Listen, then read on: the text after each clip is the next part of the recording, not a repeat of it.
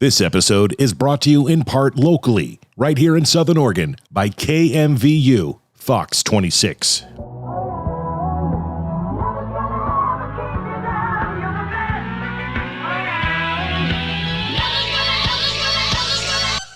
everyone, welcome back to another episode of Dadcast. I am your host, JP, joined by the other host, Mr. Nick Martin. How are you, buddy? What's up? Dude, I'm good. Yeah? Excited. It's almost Christmas. It is almost Christmas, and I'm freezing my cojones off here in the studio because it snowed today. It's like 28 degrees, and this little floor heater is just, it's not cutting it, man. So that's why the hands are down here, and I'm wearing hoodies. I know, $10 million studio, and you can't afford a real heater. I know. That's the beauty of a green screen. Today on the show, man, this guy I am very excited to have on. He is a fellow radio guy, although he's eclipsed me as far as what he has done in radio and still doing.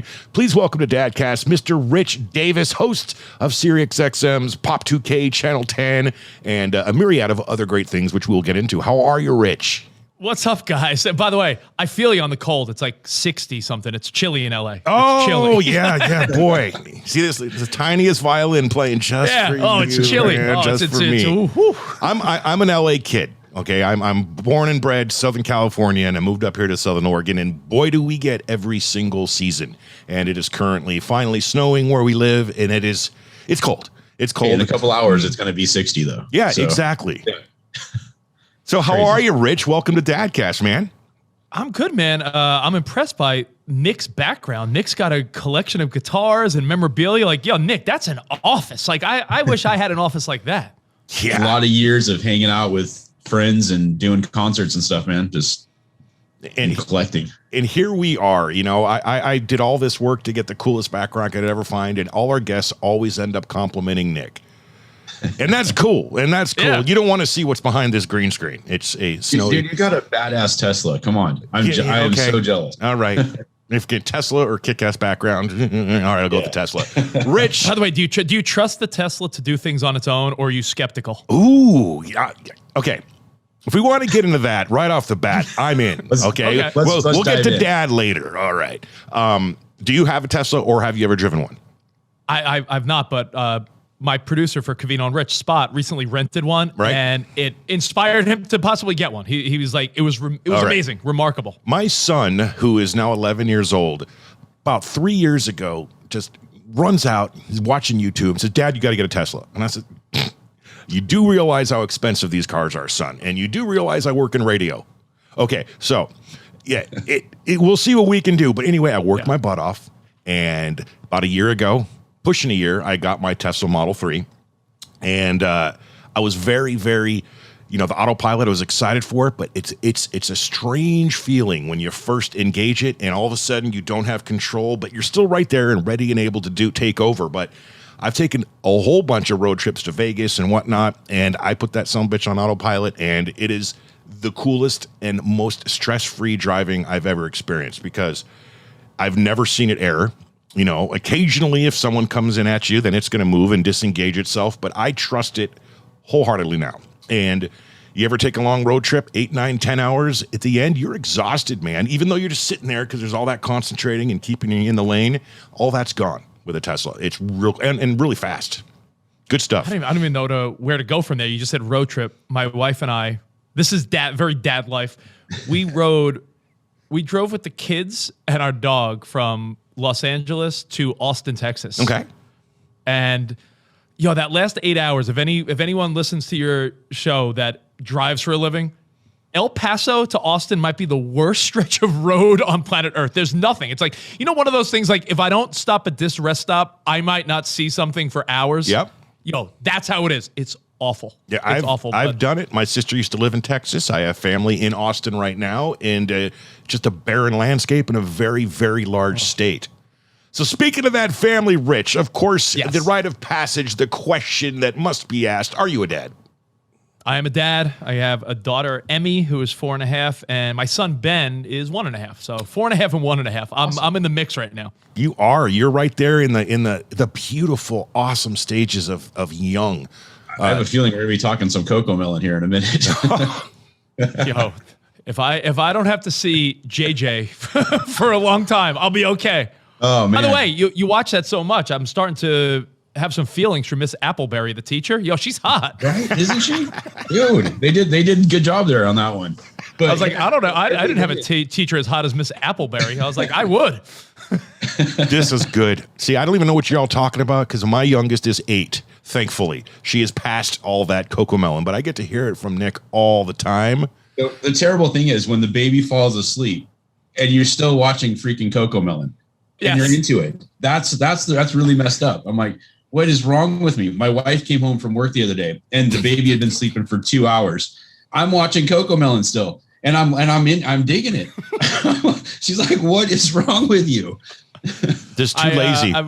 Same thing, man. I was the kids were sleeping. I'm like, wait a minute, isn't Thursday Night Football on? Meanwhile, I have like Dinosaur Train on or something, right? Some crap. So 4.5 and 1.5. How is the transition? I wouldn't say transition, but okay. So you had the first kid, which I'm sure was an experience, first time dad. Has it been any easier, or is it just a completely different path when it came to the second one?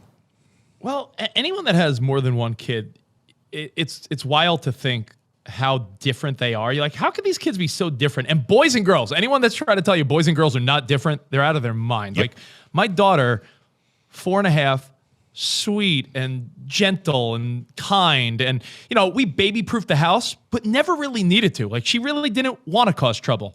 My 1.5-year-old son is a monster. Like, yo, it is. And I think other parents can relate to that. Like, yo, how is she so gentle and sweet? And like the Christmas tree, we put it up last week. Our daughter never thought to try to like pull it down or anything. Already my son's breaking ornaments, throwing crap. Like it's boys and girls. So yeah, I'm in the mix where it's hard to have nice things because of him. Yeah, I hear that. Your little guy, is he into climbing? And like my little guy discovered jumping from the couch to the love sack is really cool. Oh yeah. It's dangerous, but really cool.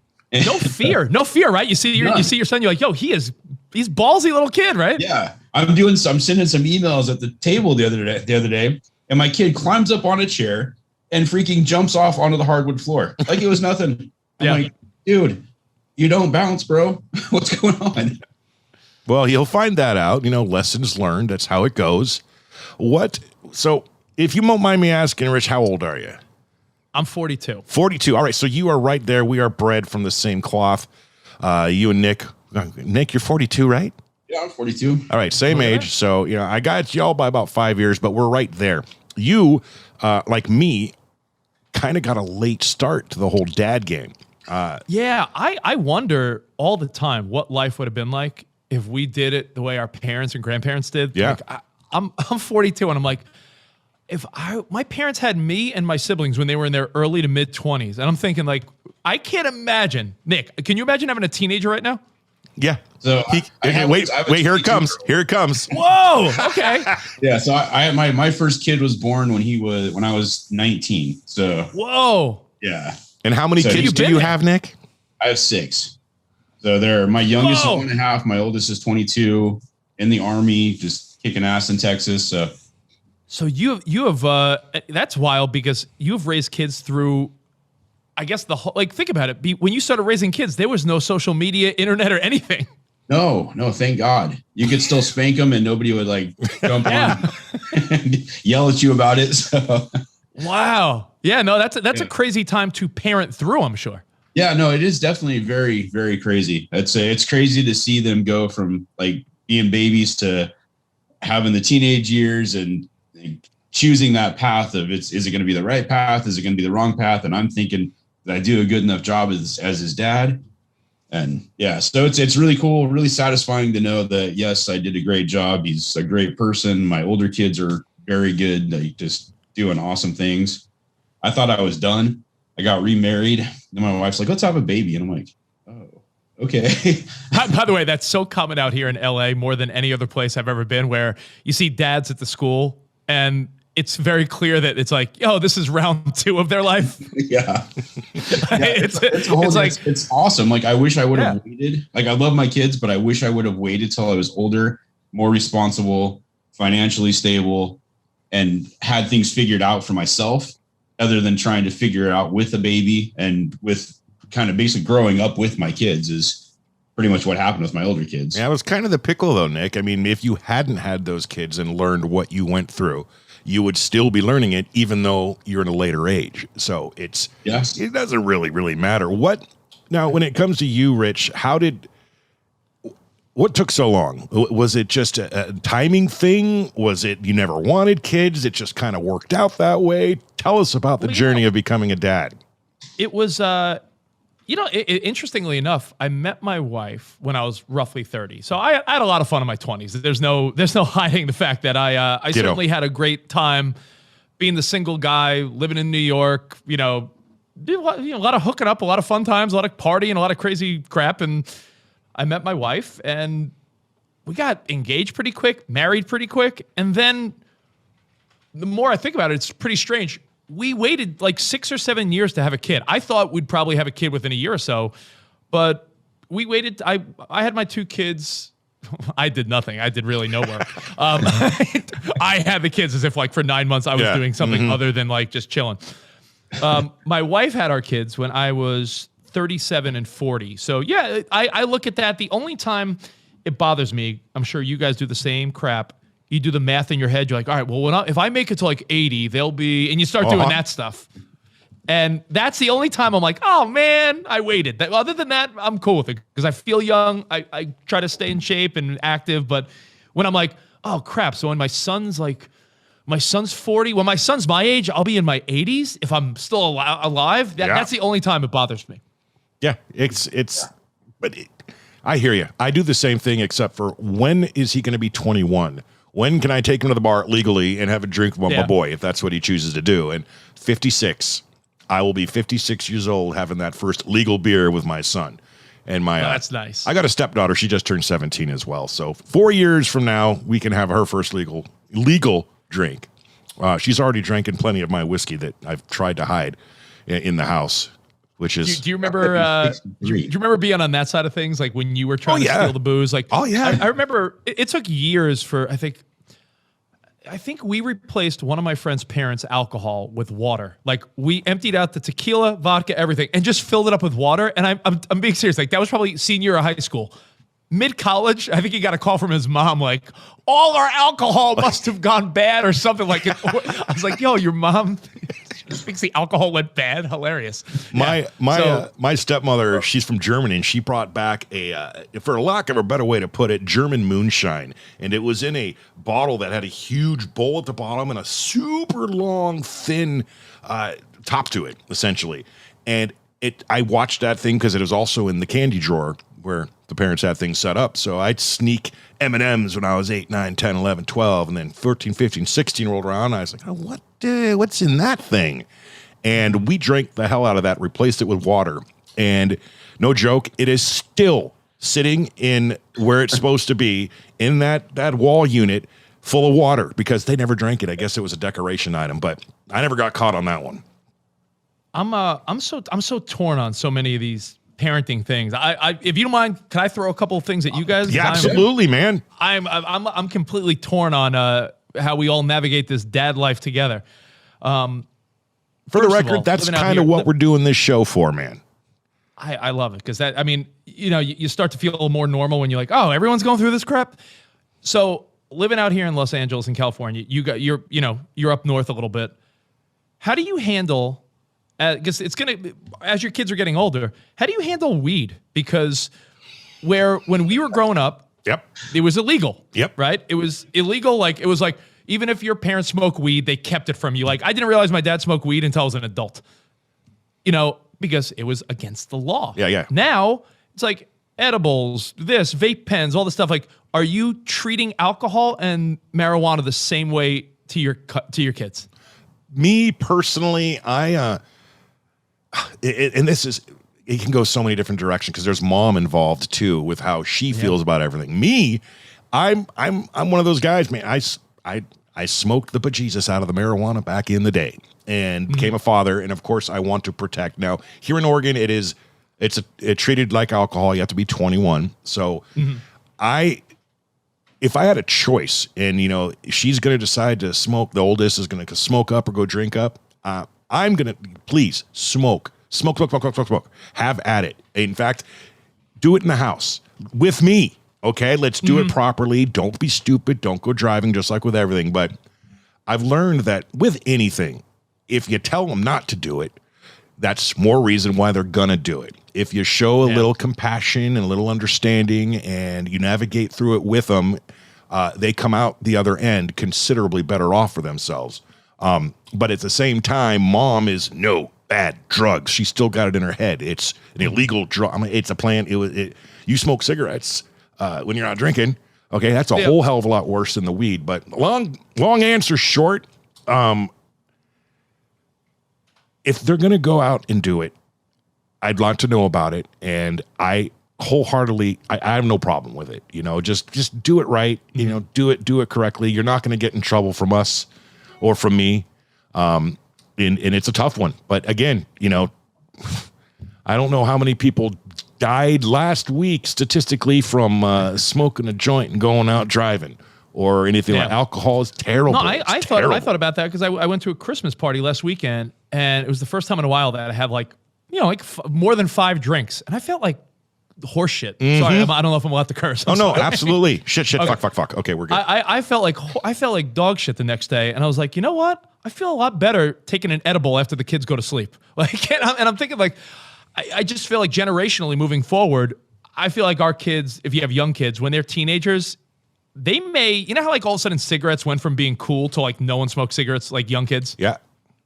I think you're going to see that I think more kids are going to want to do some marijuana option opposed to alcohol when they're teenagers. I hope so. Absolutely. Yeah, I know for me, I'm with JP on it. I'd much rather my kids smoke pot or eat an edible than go get drunk. Now, disclosure, we're not going out telling you to go smoke the weed, children. Yeah. You know, but you know, it is legal, and if done properly and done right, as with anything, you know, just make the right choices, man. Make the good decisions. So what about this one now? Another right. How Nick, do we Nick, handle you go this? first on this one. All right. So you guys are in the media. You do a popular podcast. You're in that world. How do you navigate social media and screen time with your kids as they get older and older? Ooh. Because you don't want them to be irrelevant, but you don't want them to also be totally like 100% in it, right? Yeah.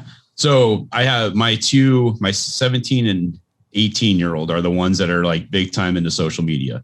One of them works for Dutch Bros Coffee, which is the big coffee chain up here. So he's got to post the pictures with all the girls and stuff and all that shit. My daughter is very into music and she's like friends with Andy Grammer and all that kind of stuff. So she does covers and posts stuff and gets different people to share it for her. So it's basically, I make sure don't post anything negative. Don't be a bully.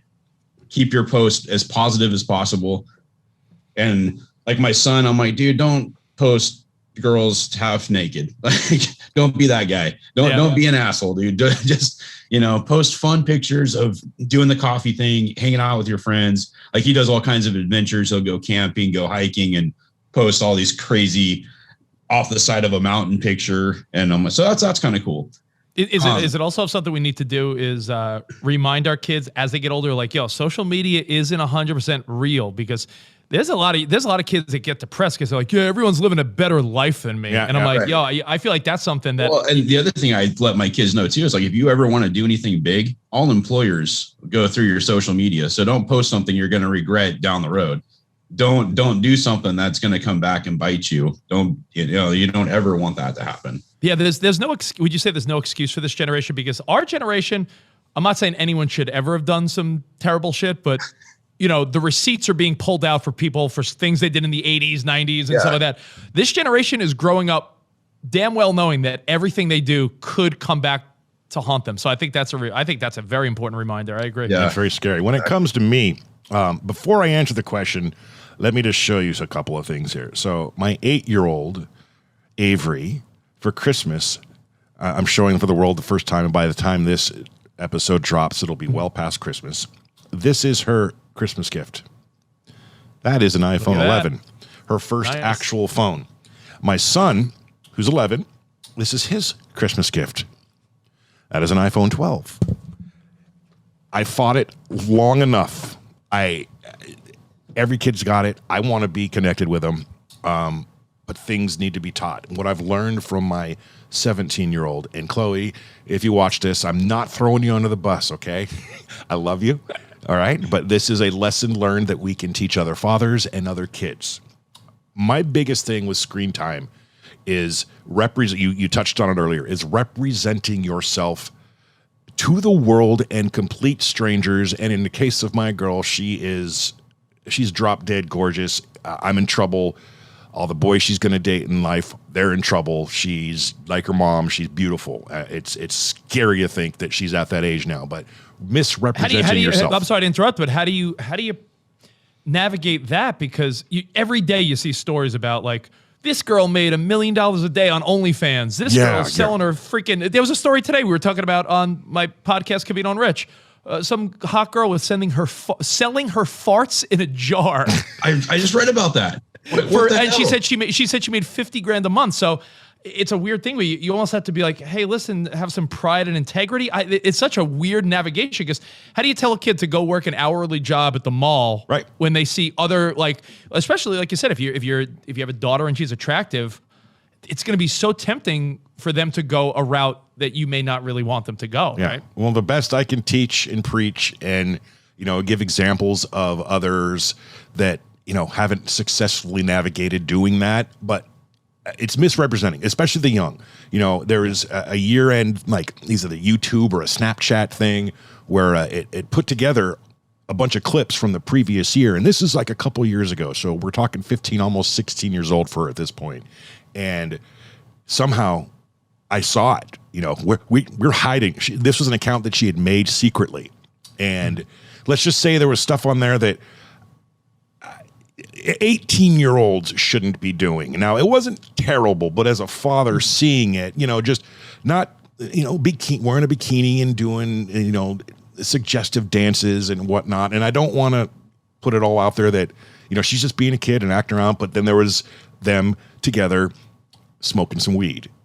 So there's a combination of all this. And we finally had to sit her down and just be like, girl, look, everyone's going to see this, and this is not who you are. You were showing off for the camera because you were with your friends and you thought it was cool. It ain't, man. Right now you may think it is, but this is going to come back and bite. That is the most difficult thing for me navigating. And there's one lesson learned, and I've got the boy coming up, 11. I think he's going to handle things differently. Boys and girls, way different. And then I've got all the ammunition for my youngest when she gets that age. But yeah. That's the difficult part. And as far as screen time is concerned, man, COVID kind of threw that whole thing for a loop, man. When they weren't going to school and they were just stuck at home, I was just like, you know what, you guys, you're stuck in here. Go nuts. Play all the video games you want. Go on the phone. I still have controls of what they can do, etc. But, I personally, I didn't want them to be on it as much as they were, and it has tapered down a little bit since. They actually want to go outside and do stuff again because they were stuck inside for so long. So there's a light at the end of the tunnel for the whole COVID thing on that's concerned. But I noticed, at least my children, they get tired of it. They want real interaction anyway. So I don't have to get off the phone, tell them to get off the phone type scenario. So I've been lucky in that way. You ever think what life would have been like if we had social media as kids? Oh, God. I only imagine as a DJ in the freaking late 90s and early 2000s would have been like. I mean, my God, you would have been slaying it. Imagine if you were able to talk to listeners. This is when radio was, still killing it on a different level. Yeah. Right? Like radio is still a thing, but back then, radio, before the internet, radio DJs were treated like fucking celebrities. Terrestrial radio gods. Yeah. I joke about how influencers get all my freebies now. Like, but think about that. Imagine, you're at not only were you doing well in the dating world with a microphone at a club, imagine if you were the guy on the radio back then with social media. Mm-hmm. Yeah. Yeah. I did pretty well in the mid 2000s, for the record, when MySpace came along. My top 8 was it was stacked. They were fighting over it. I'll put you in my top 8. But man. It's crazy how the things that our grandparents, our parents, hell, even some of us parents now, have to navigate issues that were never even fathomable to them back now, and here we are still learning. It's Every day it's a new learning adventure, especially when it comes to phones and social media, because as much as I hate it, I also love it a lot. And you know just as well as I do, it is literally a part of the job. And without it, we wouldn't seeing the successes and of course. It's just you can't criticize it so much when I find myself like laying in bed and waking up in the morning scrolling through TikTok. I'm like, here I am doing the same fucking thing. So who am I to criticize, anyone's kids? Well, I got one last thing that I wanted to ask you guys. I wrote down a couple things because these are things that are on my dad mind. This is a true radio guy, for the record, right here. He's taken over, and I love it. I feel bad because it. No, don't feel bad, man. This is a beautiful thing. Awesome.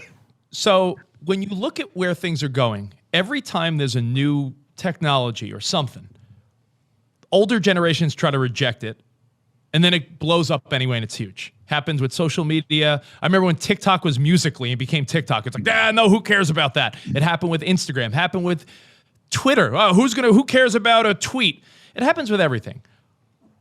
What are your thoughts on NFTs and our kids' generation caring about like a virtual pair of Nikes on their avatar and do you see like people are buying like fake real estate and like all these big companies are getting involved because eventually your kid, if you got young kids, they're going to care more about the metaverse version of themselves than the real version. And it's like one of those things that I'm trying to mentally adjust to. Well, Nick, first of all, do you know what an NFT is? I don't, but I've been reading about it. I was trying to figure out what it is, but I kind of understand the metaverse and everything else about buying real estate that's not really actually real estate. Yo, Nick, so it's wild because I'm having a hard time assigning value to it, right? It happened with cryptocurrency, right? Because everyone's like, Bitcoin, what is it even worth? Yeah. The best way I could explain NFTs, and I am by no means an expert. If anything, I'm the one looking for answers. Yeah. But if, let's say your kid has their avatar. Look at Roblox. Roblox is a multi-billion-dollar company. Mm-hmm. When kids are playing these games, if they care just as much about their online persona that they do about their real life stuff, like a Prada bag might be worth thousands of dollars. A pair of Jordans might be worth a couple hundred. You're going to want those things on your avatar as well. So they're going to sell virtual versions of these things. And I feel like a lot of parents are going to be like, that's stupid. I'm not buying a fake pair of Jordans for your avatar. But that's probably what your kids are going to want. I saw an article that said... It's already happening. Christmas, that, as you said, just passed. A lot of people were saying gift cards and cash were being replaced by cryptocurrency and NFTs as presents. This is the beauty of not living in LA anymore, for the record. I don't know how to properly answer that question and say how I feel about it. Now, I can, put myself in the place of and give you an example. Fortnite. Okay. Yeah. My son probably spent $1,000 of my money over the course of 3 years, probably more, buying skins to make his character look different. And every single week, a different skin came out. And kudos to you, Blizzard and Fortnite, for making your billions on that. And he had to be the coolest kid playing in his group because he had the newest skin. And that kind of relates what you're talking about with an NFT. Exactly. And he was more concerned during that. And this is 8 to 10 years old. He's 11 now, and he's not really so much into it as it was. But even then, I'm like, hey, kid, look at this awesome hoodie, from Nike or whatever. And he didn't care. He was more concerned about how he looked in his online video game presence. And it cost me more. I mean, dude, I'd rather you have a hoodie to keep you warm, man. Yeah. A real one. You wanted this other thing. Back 30 years ago, you wanted Reebok pumps. Your kid's going to want hell fake shoes for their avatar. Right. The new ones that are badass. So I don't want to play old man, get off my lawn. That's what I'm saying. It's the balance, right? It's a balance of like understanding it because you don't want to remember when you would try to play Nintendo with your parents, they'd be like, what is this? And they made it seem like it was the hardest thing in the world. Yep. You don't want to be the out of touch parent, but at the same time, it is wild to think our kids' generation are going to care more about their avatar than their own in-person I think life. the scariest thing is we're going to have less social interaction. Our kids are going to grow up and just be completely socially awkward if they have to go out into a situation where they're around other people, they're not going to know how to act because they're so concerned about what's happening online or in the metaverse. Or whatever. I was talking to a teacher and he's like, dude, in 5 years, classrooms are going to be where if you're talking about teaching about Africa, the kids can actually go to Africa. Like they'll put on the meta stuff and they'll be in Africa. They can touch, feel. I'm like, what? That's so crazy. Yeah. Like, what about like talking to other kids though? Like you're not teaching them to be people. You're teaching them to be robots pretty much. It's so weird. I think all three of us are in the generation, the perfect generation, Gen X, baby, where we have lived before it and during its inception and during its progression. Now, in 20 years, when the new stuff comes out, we are effed. But as it sits right now in the next 10, 15 years of the new technology, what's going out, we've got a good understanding. Like 5 years, according to some of the teachers I've been talking to, 5 years. And they will have the virtual reality classrooms. We're the perfect generation. Cavino and I, we couldn't come up with a creative name, but we always say we're the in-betweeners, right? Because we bridge the gap, and I think it's valuable with family, but also at the workplace, right? You could relate to that old guy that's like, I don't know how to use my phone, but at the same time, you know exactly how to relate to a younger person because you're using the same apps as them. We are bridging the gap. Like, Nick, you and I being the same age. When I went to college without a laptop and a phone. By the time I was done with college, I had a laptop and a phone. And I remember having like a Nokia phone and then like a StarTech flip phone. Like we know what it was like to use a map. We know what it's like to print out MapQuest directions. And we also know what it's like to just freaking type an address in your phone. So you've lived it all. Pull over and use a freaking payphone to call your dad because you're lost in San Francisco. Dude, every kid's been at the mall, had no money, and picked up a payphone. It's like, do you accept a collect call from Mom? Pick me up at the mall. Oh yeah, exactly. So many times. So, or you drive by a payphone somewhere, and your kids are like, "What is that?" No, like, we are Ted. Perfect generation. And by the way, that metaverse stuff. Also, I heard that it's going to be, you got to always think of what is it going to benefit. They're saying smut and pornography is going to be next level. Oh. You were saying how a kid in a classroom could go to Africa and feel like they're there, and they're saying the smut world is going to be like next level. Like, you want to spend the night with Marilyn Monroe? Well, come inside. Yeah. All right. Oh man. Okay, now I'm excited. I ain't gonna lie. I'm intrigued a little bit. I mean, if I'm gonna check it out with permission. Hell, maybe they've got me and the lady. We can go hang out with, Brad Pitt and Angelina pre-split. Whatever. Sounds like a good time to me. Is it cheating if you are? Is it cheating if you're virtually with someone and you hook up a fucking device to your penis? Oh man, no, it can't be. That's just next level masturbation. Wow, we went off the rails here, man. Sorry. No, that's okay. It happens. That's a valid question, though. Yeah, I was like imagine your girl walks in on you and you're like, you have goggles on your head and something strapped to your penis. Might be the most humiliating thing ever. It's happened to me already. It wasn't fun. I'm just saying. It's every guy does the same thing. Every guy does the same thing when they have that minute alone where the wife is out with the kids. You look through the blinds. You're like, all right, she pulled away. All right, good. Like, yeah, we got a minute. Let's do this thing. Okay, let's change gears here. I want to go back to the screen time and phone things and ask a question. I'm sorry we'll go directly from masturbation into asking kids questions about your kids, but it's Dadcast. This is what happens sometimes. Perfect. Does your 4-year-old use the phone yet, or have a tablet or a kid's version of such? And if so, do you let them play much on it?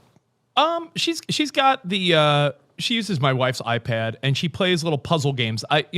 Not that I'm all righteous, but if it's educational stuff, I'll never stop it. Like if she's playing because kids at that age, they don't know the difference. So if she's matching colors and numbers and words, and if she's learning shit, I'll let her play that all day. If she's like, Dad, I want to play the puzzles or whatever, I'm like, yeah, do it. It's not mindless. Like if she's watching Bubble Guppies nonstop, but then again, Bubble Guppies, educational. Sesame Street, educational. So is Coco Melon, which is fucking ridiculous, but yeah. No, they are. So it's I'm not the guy that's like, enough screen time. Like I think she's good about it. Like, you know what? I realize one thing.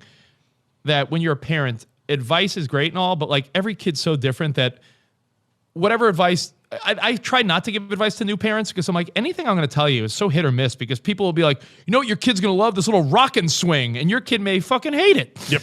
So to me, it's like someone's like, how do you put your kids to sleep? I'm like, well, you know, my wife and I, like one of us will lay with our daughter and then we'll read a book, or then she'll play a puzzle on her game and I'll say, all right, I'll come back in 10 minutes and turn it off. I don't think there's a right way. As my wife said, yeah, she's not going to be laying in bed with us when she's a teenager. So like if she wants you to lay in bed with her when she's 4, like you don't need to be that parent that's like, she needs to be alone. Like, fuck it, she's 4 once. You got to cherish those moments, man. That's the best, dude. When your little guys or little girl just cuddles up and wants to be held, wants you around, cherish that.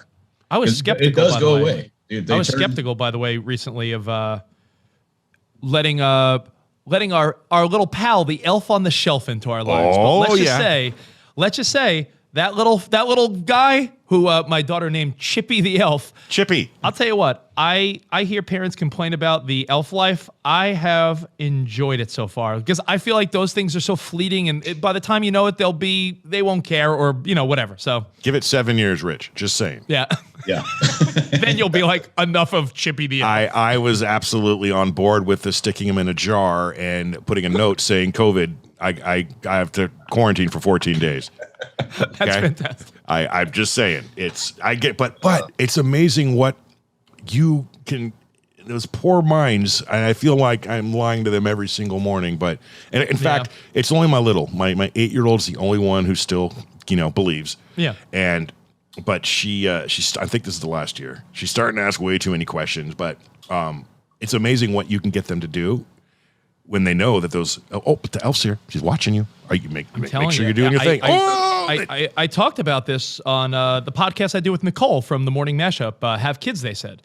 And we were talking about elf threats. And I said, at first I felt guilty about it, but I'm like, nah, parents have so little advantages in these things. So like the other day when I said to my daughter, like, listen, she was acting up a little bit before bedtime. I said, Emmy, that's cool and all, but Chippy the elf's right there, and he's about to go back to, meet up with Santa and give his little daily report. Yeah. She went right to sleep, and I was like, oh, fuck it, I'll use this technique. Year round. We need to come okay up with elf. I was like, is there one of these for the Easter Bunny and other things? Exactly.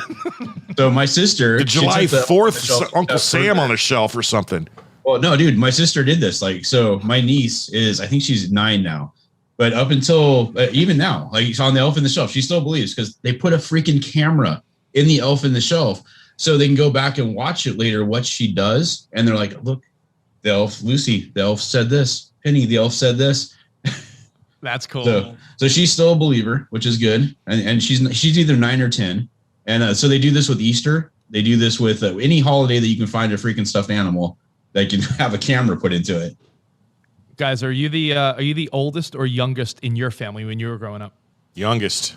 Oldest. I was the oldest too, Nick. Now, the youngest, I felt like once the oldest figured shit out, they felt cool because they're like, all right, now I'm like on mom and dad's team. Like, I remember taking like a pride in like wanting my younger siblings to still believe in stuff. Like, I thought it was like cool. Like, I was like, I don't want to ruin it for them. So you become part of like, that's like your first bonding with your mom and dad where like you're in on something with them. Right. I just realized my littlest is very savvy with the YouTube. I'm going to have to private up this episode on YouTube for like a year so she doesn't watch it or keep an eyeball on her because, We'll set this one up in the Patreon so people have to pay for it. So, yeah. No. Avery, this is all, we're just talking, this is all, it's a show. You know Daddy works in radio. It's just a show. We're playing our characters, man. It's all silly. Yeah. As a host and a superstar on Sirius XM, Rich, I'm assuming you've done a lot of introductions on stage type deals with artists, et cetera, et cetera. Have your kids joined you on stage yet for any of those experiences? Not yet, because just based on timing, the last 2 years has sort of been a wash. Right. So just recently, I did my first 2 events recently. So I actually thought of that recently because I hosted an Ed Sheeran event in Los Angeles, and I was like, all right, if my daughter was a year or so older, that would be pretty cool. Because we were talking about having kids at a certain age, right? Yeah. because I waited so long, like, not so long, but 37 and 40, a lot of my top 40 radio days, there were times where I'm like, oh man, like, did I waste those opportunities? Because I've interviewed, not to name drop, but I've interviewed and done all these events with everyone from Taylor Swift to, Beyonce or Jay-Z, or back in the day, Britney and NSYNC, and, between Z100 in New York and Sirius XM, I'm like I see Nicole from the Morning Mashup. Like, her kids was like sitting on Taylor Swift's lap, and her, like, every time Dua Lipa comes in, she brings in her daughter because her daughter knows Dua Lipa. And I'm like, am I going to miss that little window? That's why in my mind, I have to stay in the top 40 world just to be a good dad. Well, not necessarily, man. I mean, what? Yeah. This is a good question. What do top 40 artists, what do they grow into? They're always top 40. They're just getting older. Yeah, right. Sure. It's not like, what's wild is next year being 2022, just to do a little timestamp, like Maroon 5 and Kelly Clarkson both release their first single next year. So that means they're 20 years still doing it. Like, time's flying. So we're forgetting these things. And by the way, you mentioned Andy Grammer before. I did a sit down on Sirius XM that's going to air the week of Christmas. And what a great guy. Andy's one of the good guys in the music business. Yeah, I actually met him 7 or 8 years ago. He's doing a charity thing up in Eugene with some friends of mine. And they said, hey, come on up. My daughter's like, oh my God, it's Andy Grammer. And like, he had just released like his first song or something. And so she got to meet him then. And then every time he comes to town, he texts us, hey, I'm in town. Does Emma want to come out for dinner and hang out with the show? Super talented guy. So talented. It's so down to earth too. It's like, it's so cool to see that. You should get him on the podcast. He's got two little daughters. I know. I'm working on it.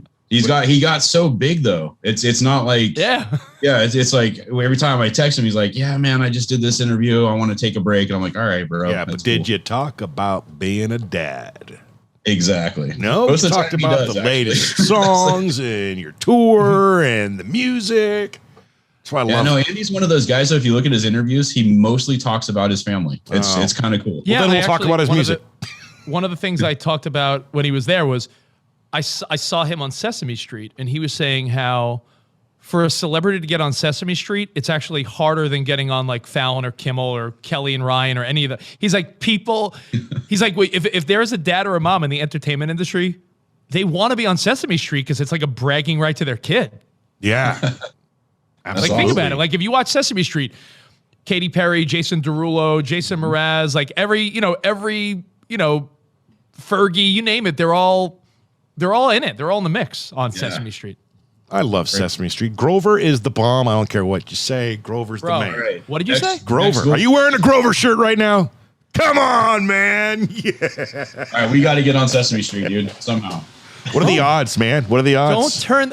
My daughter I got this shirt with her because she loves her favorite book is Monster at the end of the book. You turn the page, Grover. Nice. And there's the podcast, everyone. Rich Davis, Sirius. Boom. How did you get your start in radio? How old were you? What was your first gig? Oh, you know what? I have a pretty interesting story. I'll make it snappy. But I was going to college upstate New York, Syracuse, and my high school sweetheart had dumped me.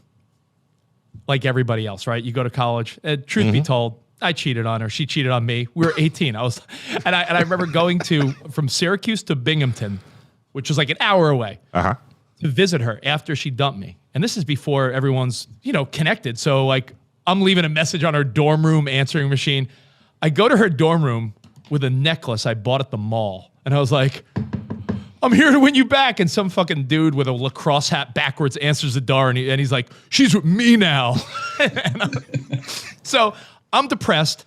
I go back to Syracuse, and my buddy's like, yo, stop crying in your dorm room. Come to the college radio station with me. So I was like, all right, I'll go to the college radio station. And I'm sure, much like you guys,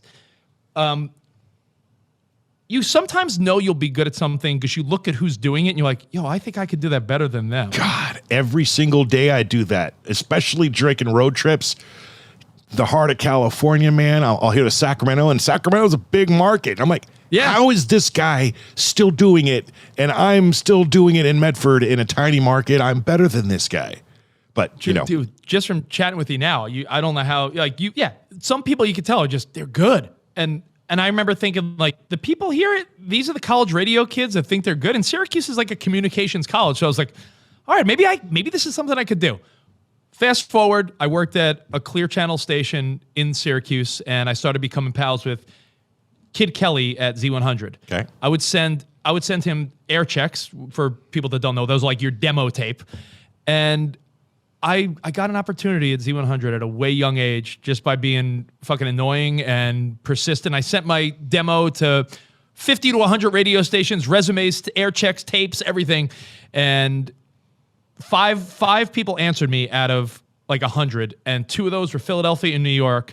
And I started doing part-time at Q102 in Philly and Z100 in New York when I was like 20. And that just sort of launched the whole thing. I got into Top 40 radio, and then 2005, I started doing talk radio at Sirius XM, and then ESPN and Fox Sports now also, like just all over the place. Just, I think I just talk too much, to be honest, as you could tell. That's a great story. No, that's a persistence, man. The question I get a lot, especially from kids who are interested, how do I get into radio? How do I do this? And I says, well, first of all, you really need to assess the fact if that's something you want to do. Here, let me try something out. Come in here real quick. Bring them in the studio. I turn the mic on. I say, talk. If they freeze up, I'm like, this ain't for you, bud. Mm-hmm. Sorry, I'm going to cut it right now. I'm going to wait. I'm going to save you years of just don't do it. Pick something else. I hate to be, firm with you, but then there'll be the people, the kids that just boom, they just start blabbering away. I'm like, okay, we got something, but persistence, man. If you want it, go get it. Don't take no for an answer.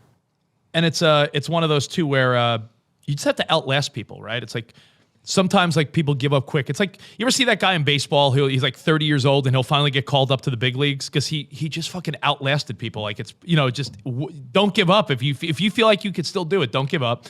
And it's funny you should say that. Being a radio guy like you are, you would love this game. I would play this with interns to test their chops. All right. So I would make up a name and a radio station, and I'd be like, all right, talk up this song.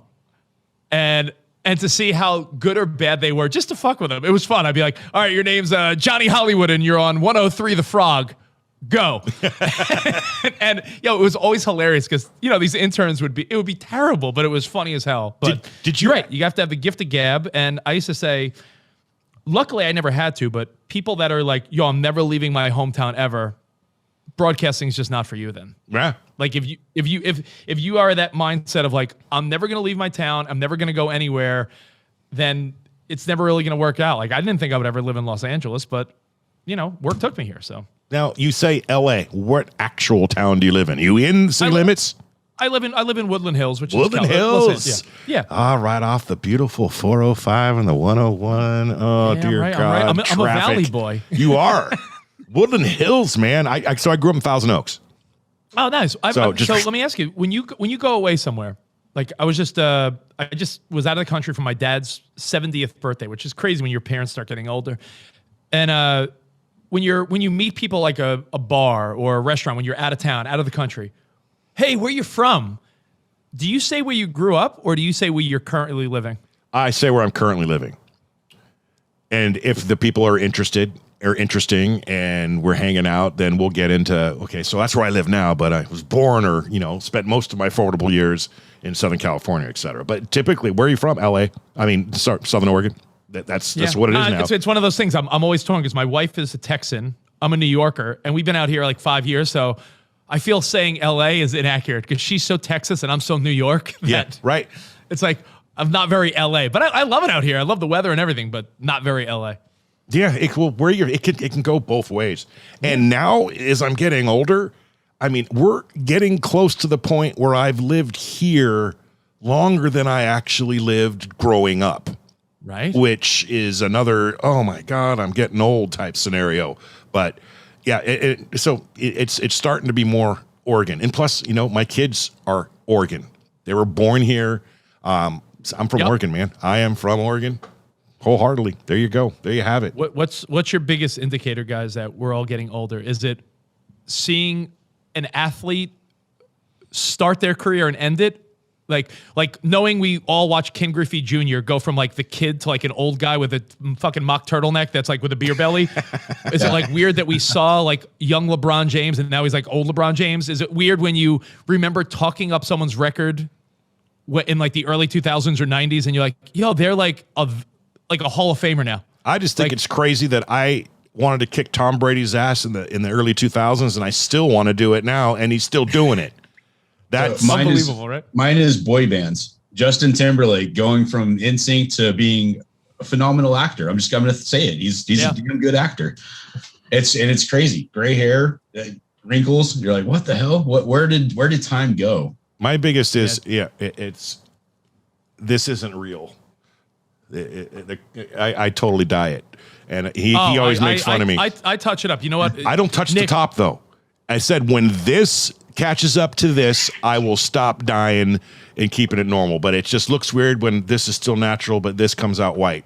Well, you know what, Nick, you look cool because you got the tattoos and shit like that. So like you could pull off the gray. Like me, if I go gray, I'm like the dude that just went gray. Like I can't match the look. Like you got the beard. Like remember the wrestler superstar Billy Graham? I do. Yep. he had like the gray beard. Yeah, you pull it off, man. I'm wishing this would go gray. I'm so bummed. I'm like, man, what the hell is wrong with my hair? Enjoy it. My wife says she likes when it's a little salt and peppery, and I'm like, yo, you just why do you like that? And she convinces me, and I feel like women like it, but I don't know if they like it because it takes you out of the game. I don't know. Dude, see, here we go again, man. We're getting low on time. Nick, did you prepare a Fast Five? I did. Okay, so come on, you're a radio guy. I don't even need to say nothing. Here comes the Fast Five. Go, Nick. Let's go. What's your favorite place to visit on vacation with your family? Ooh, you know what? That's supposed to be fast. Shit. It's the Furious Five. How about that? You just say it angry. Furious. Do you think I'm so fucking long-winded? You're not going to get fast. I'm going to Hawaii. You know what? You know what? Aruba is my favorite place in Hawaii that I've been with my wife. But as far as with the kids, I really love visiting my wife's hometown of New Braunfels, Texas, which is, close to like 40 minutes outside of Austin. I fucking love it. The river, the vibe. I would move there if I could. Awesome. All right. Your go-to meal to cook for the kids. Dino nuggets and mac and cheese. Yes. That's so good. I just threw away a pack of Dino nuggets this morning. I have one too. One empty box. Yeah. Cheese. Yes. So, by the way, we all try hard when we first have kids. We're like, they're gonna eat healthy and have well balanced meals, and then like every night it's like, yo, Sarah, get the kids another cup of mac and cheese. And honestly, that shit lasted for about a day. They didn't get McDonald's the first years of their life. Now it's. You know what? Same with me. And recently on Saturday mornings, I'm like, do I want to make breakfast or do I want to go get hotcakes at McDonald's? Right. Yeah, exactly. So, okay. If you could have a billboard with anything on it, what would it be and why? A billboard with anything on it? Man, my mind immediately goes to like, I wish I could have done that when I was younger because it would have got me more ass or something. But as an adult, that's the best answer so far. Maybe like a billboard. Why would a billboard? Probably just promoting all the shit I do, self-serving. Probably just like me with all the shows I do. But that's about it. Yeah, and his mug right there and show. So the reason we asked that question is I actually did that when we first started the podcast. I bought a billboard in downtown Medford on the busiest street. It's like 100,000 cars a day. Are you ready? Are you ready? Go for it, JP. The #1 parenting podcast in the world. Okay, we were up for like a month. And hey, don't get me wrong, we're not bad parents, but the #1 parent, I thought it was a little bit of a reach, but it was hilarious. And I commend him for it. JP, smoke and mirrors. Oh, of course, man. I know. You Theater of the mind, baby. Theater of the mind. A year later, we have 200,000 followers on social media. 500,000. Come on, man. That's fantastic. I mean, listen, podcasting, it's so funny. Radio people, JP will tell you, Nick, we were very like weird about podcasts in the beginning. Like, oh, well, what's this? And like, and then you slowly realized, much like everything else we talked about earlier, social media, everything, people love to resist. And then like, you're like, all right, maybe not resist, maybe be part of it and make money off it or do stuff, right? So that's what I did. I got out of trust. I'm sorry, there's one more question. I have 2 more. Oh, wait, Nick, I know what my billboard should have been. Whatever. My billboard, if I was in my 20s, I would have had just picture me like with a cheesy smile with like testimonials like best lover ever and like knows how to please, like just all these random testimonials. That was before like, 1 2 that was 1 before 2. it was creepy. That was when like, picking up people at a bar wasn't creepy. Yeah. Awesome. By the way, have you noticed that like the whole dating thing, not to go back to that, but I have no idea. We were talking about how when we were younger, if you met someone online, it was sort of weird. Now, if you meet someone in person, it's sort of weird. Right. It is. It's crazy because and you can't meet anyone in person now because you're a crazy stalker and want to hurt them or something. Yeah. Right. You know, I bump into a lady at the grocery store and it was, oh, excuse me, and it's it didn't go well. It's like, wow, she was kind of rude. Yeah, you go near someone by a bar and it's like, excuse you, and you're like, yeah, like fucking just try to talk to you. God. All right, I'm sorry. That's all good. All right. What's your favorite pop song of the 2000s? Oh dear God. Ooh, good question. I would say Blurred Lines until he got canceled. No, right. You know what? I think what a great song is. I think Uptown Funk by Bruno Mars is just a fucking great song. Yes, and my son loved it when he was 2. Maybe Timberlake from the Trolls movie, Can't Stop the Feeling. Yeah, those are good ones. Maybe Uptown Funk, I'd say. I loved it because my kid, when he was 2 or 3, he'd Uptown Fuck You Up. So you'd just sing it around and. Oh, that's just good stuff. All right, Nick. It's a great song. You know what you got to ask yourself? You got to say what's going to be playing at a wedding in 50 years, and I bet you those are the songs. Mm-hmm. Probably. What's your funniest parenting fail? Ooh, that's a good one. You know what? Oh, that's give me a second on this. My favorite parenting fail. Oh, I mean, I've had some close calls of things that could have gone wrong, and I freaked out. Like my son knows how to open the front door now. Yes. And I was like, "Yo, where's Ben?" And he was fucking down the driveway, like by the mailbox in front of our house, and like walking down the street. And I was like, "Oh my God, that could have went terribly wrong." Yeah. Parenting fails. I don't know. You know what? I haven't had a good one yet. I'm sure they're coming though. Well, that was close enough, man. I had the exact same scenario. My girl got 2, barely 2, and we lived in an apartment at the time, flight of stairs. I come home. Where's Avery? Mom's sleeping on the couch. Sorry, Jen, calling you out on this one. And where's the kid? So I freak out, not in the house, run outside, look around the complex. I finally get to the pool. And she's just hanging out with some friends of the family who lived in the same complex. And she'd been there for about 10 minutes in a diaper, mind you. She opened the door, walked out, went down the stairs, and walked probably 100 yards to the pool. Oh, all by herself. Hell, dude, you have no idea. Oh, my gosh. Yeah, it was. It's giving me fucking anxiety having you tell that story.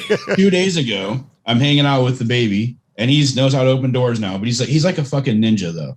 Like, so he's like super quiet, right? I'm doing something, like sending an email or whatever, and I don't hear him for like 5 minutes. I'm like, what the fuck? Where did Liam go? What's this about? I start looking through the house. Finally, I hear him banging on the bathroom door, and Dad, he locked himself in the bathroom. So I had to MacGyver the door to get the freaking door unlocked to save his little butt. I'm like, dude, you can't do this shit, man. MacGyver. On. There's that'll get lost on a lot of the younger ones. Okay.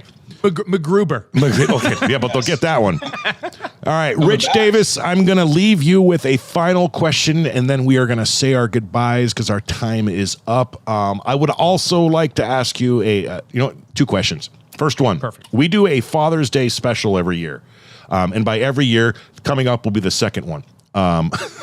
We try to get back as many. You're the number one parenting podcast on in the world. Actually, we're getting in the world. Yeah. Now we're actually legit top 10 for real. But yeah, that's we want to bring back as many guests from 21, and we recorded a couple of weeks prior to Father's Day. If that's something you're interested in, we're going to have 87 squares up. It's going to be like a crazy Inception-y Brady Bunch type thing. And with a bunch of cool people, it's a fun time. Just going to plant the seed for you there. And Nick, count me in. Yeah, buddy. All right. Question. Most important question I think I'll ask on Dadcast for Rich Davis. What is the best thing about being a father to you? Great question. How kids put things in perspective. That's something I've noticed a lot over the last, especially year or so with all the COVID shit and everything, right? Like my kids were in Texas for the since from Thanksgiving until like a few days ago. They were with grandma. My wife and I went away. We came back, and then we had to pick up the kids. And when I saw them running together and playing and giggling and being silly, I'm like, yo, you know what doesn't matter? Work issues. You know what doesn't matter? Fucking the stock market. You know what doesn't matter? The fucking leaky roof in the guest bedroom. Like, all these things don't matter when you see your kids being happy. Because you think to yourself, when I was a kid, did it matter like what countertops my parents had in the kitchen? Did it matter what, like all those things? Like, you realize what really matters. And I think perspective, your kids give such amazing perspective to life. And it made me realize, like, I used to work a lot and be away. Now I won't do that again. Like, if I could make things happen with the different podcasts and radio and TV and things I'm doing, I don't want to take on work I don't have to, where that doesn't make me lazy, it made me reprioritize. Right. It's a good answer. Yeah. There you have it. I mean, I couldn't honestly, agree more, man. When my daughter was very little and my son wasn't born yet, I was going to Sirius XM every morning, recording multiple shows, doing Covino and Rich Live. Then I would go home for a couple hours. Then I would drive to downtown LA for ESPN every night. That life, I was gone every day, all day. And COVID interrupted that. And I'll tell you what, unless the money was so absurd that like my family was taken care of on a different level, Right. I don't want to go back to that life. That's the biggest pickle. No, that's the biggest. That's the most difficult thing I ever have to face. Is I would work a lot of different stuff. I'm a very busy guy. So is Nick, and being away from them sucks. But sometimes it has to be done. You have to, and they have to understand, and they'll understand. They'll understand. It's just I try not to. Like, I always think. I'm sorry. One last perspective. So when I was working at ESPN, casualty of COVID budgets. When I was working there every day as well, I remember there was one night where Covino, my co-host on the podcast, he had the opportunity to take his 11-year-old daughter to a very exclusive Billie Eilish concert and a meet and greet. Mm-hmm. And he was going to pass on it because he's like, yeah, bro, we got to work tonight. And I'm like, take the day off.